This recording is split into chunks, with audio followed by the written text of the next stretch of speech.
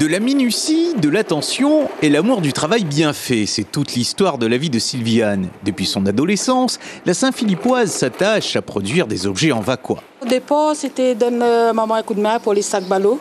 Après, elle est devenue en BTL. Après, comme elle était dans l'association Casse le Coin, c'est devenu en petit comptable, vanity, et voilà.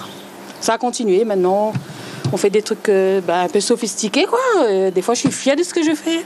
De fil en aiguille, la technique a évolué, les demandes du public aussi. Avec ses 45 ans de pratique, Jacqueline partage son savoir-faire avec les vannières de la Maison de la Tresse en proposant de plus en plus des modèles originaux. La boîte est faite en Vacois avec le logo de Saint-Philippe. Et voilà, elle est faite juste pour les mariages, celle-là.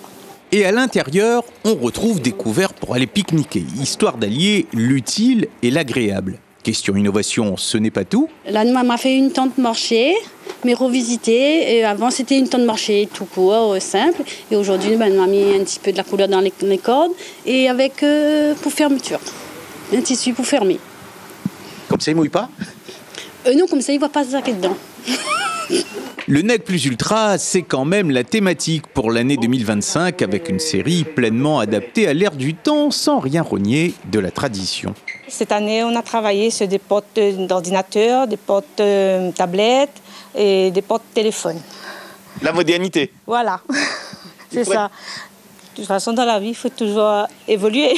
Pour cette 32e édition de la Fête du Vacois, les vannières de Saint-Philippe ont déjà confectionné plus de 600 articles. Et ce n'est pas tout. Tous les jours, elles seront sur le site pour des démonstrations de tresses et la réalisation de nouveaux produits.